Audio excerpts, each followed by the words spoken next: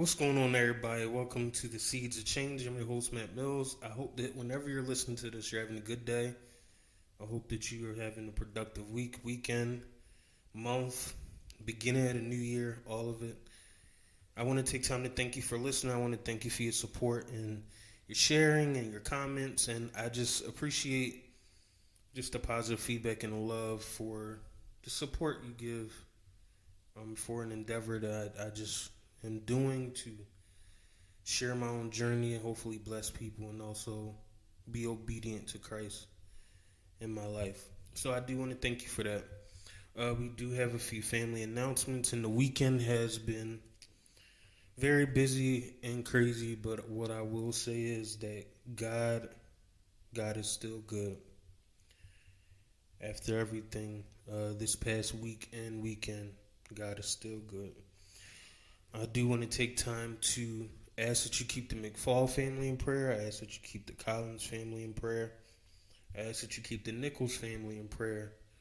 That God will just continue to be with them and be commune and fellowship with them. That His peace and healing and power will be displayed thoroughly in their lives. So I just ask that you just remain on one accord if you do hear this and just continue to pray for them.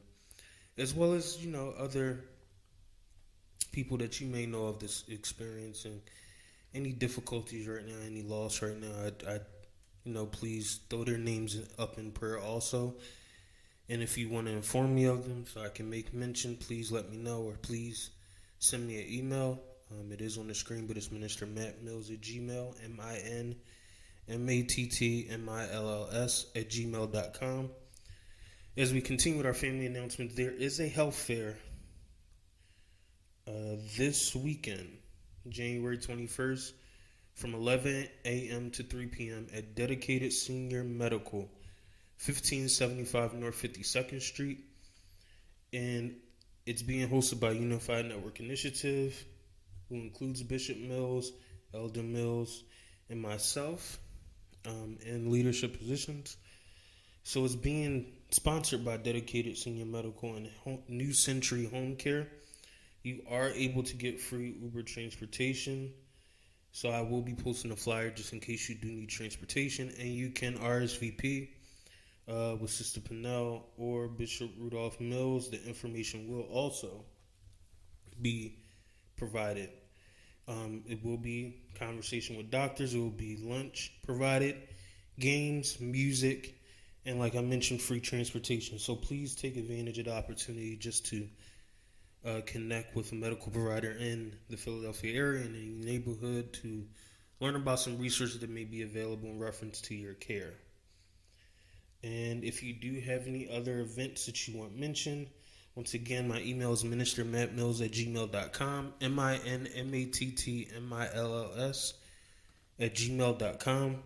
So if you do have any announcements or anything you would like mentioned, any news, things of that sort, please let me know, and I will have no problem mentioning what is going on. As we get right into the word, we talked about it last week about how important it is to have vision and how we need to maintain our relationship with God to make sure we seek and figure out what the vision or the plan is for our life. So we're going to continue with Habakkuk chapter 2, starting at verse 2. And with the similar sentiment, it says, "The Lord answered me, write down the vision. Write it clearly on clay tablets so whoever reads it can run to tell others. It is not yet time for the message to come true, but that time is coming soon. The message will come true. It may seem like a long time, but be patient and wait for it, because it will surely come. It will not be delayed." So as we continue to talk about vision, the next step to the vision and to receiving the vision is you need to write it down. And the reason to write it down is it's good to have it visually because you might remember it and you might have a great memory. But at times, we don't always remember these things. I know for me, it's not always in the forefront of my mind, the vision that God has given me or the promises that I know exist. When I get overwhelmed or I become stressed out or things aren't working out in my favor, Sometimes you just need to see it. You have no choice but to think about it when you see it. You have no choice but to remember it when you see it. It is important to write it down so you will know it.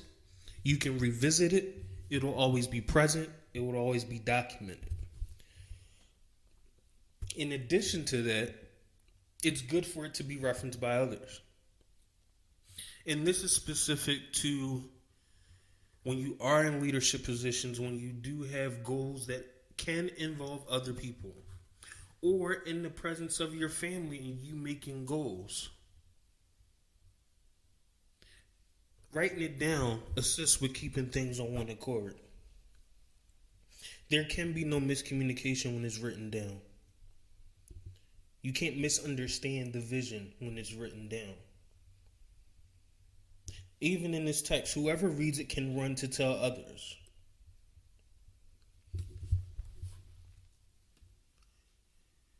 We can't afford to have confusion when we're trying to execute a vision that was given to us. And sometimes things, plans, and even purposes can get misconstrued. But when it's written, there's no confusion. When you are working as a unit with your family, you have it written down. What God gave y'all as a vision, as a plan. Y'all as a unit can revisit this. You can reread it. You can bring yourself to focus back on it. There is no misunderstanding what y'all are working towards when it's written.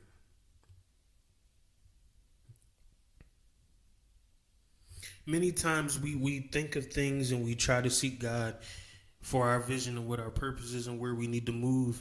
And at some point, whether it's just life, we often can get stuck in our own vision, our own purpose, and can quickly become an out of sight, out of mind situation. And I'm speaking for myself because it can happen. Sometimes I've been struggling to remember simple things to the point that I need to write it down. Because when I read it, it comes back to my remembrance like that of what I needed to do that day.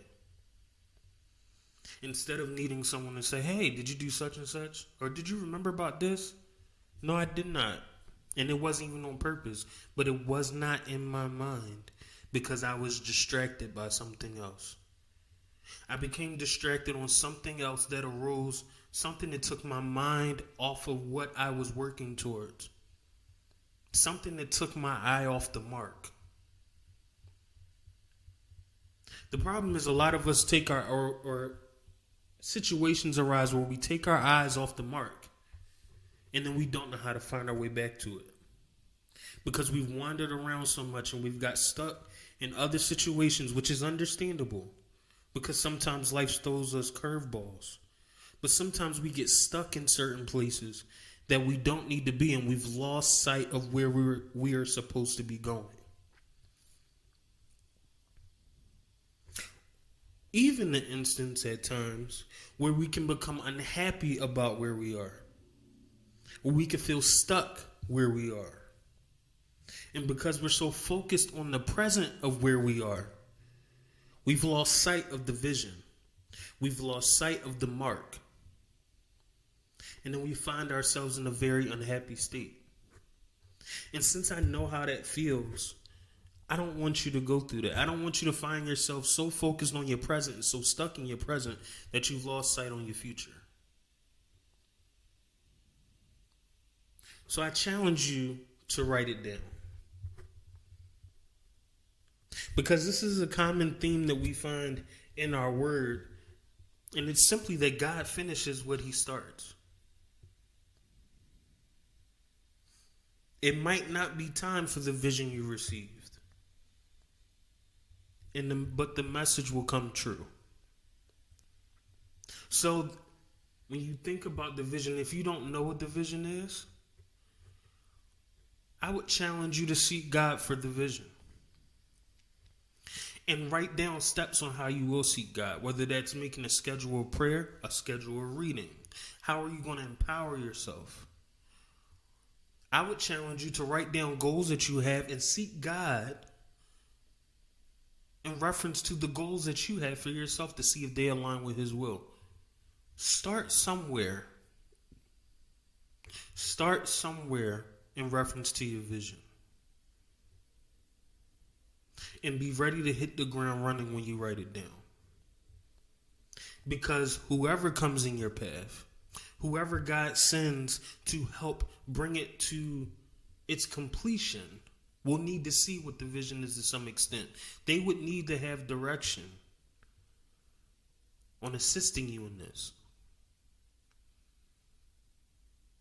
Because you need your preparation before it can come to fruition.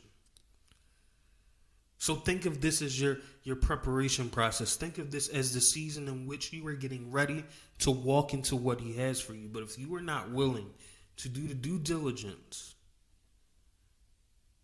to seek God and get an understanding for what your vision or the vision He has for you is, then you're missing out.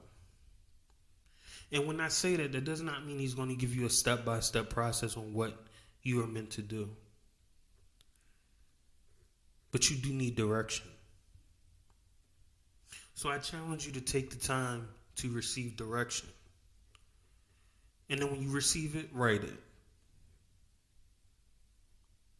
And continue to meditate on it. And continue to review it. And continue to keep it in the forefront of the mark you were going towards or what you're working on. So I thank you for tuning in. I thank you for your support. I hope that you are able to take this time to really dig deep and also seek Christ on what you need to do in your own life, whatever He has for you to do.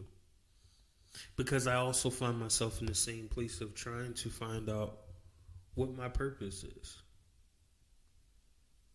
But I also know that it's something I won't find out on my own. Because the Creator is the one who knows why He created me. So I pray that you take yourself on your own journey. I pray that you take the time to also pray for the families that were mentioned early on. I thank you once again for your time. I hope that you have a blessed week. I hope that you have an enjoyable week. And I pray that you continue to be blessed. Thank you.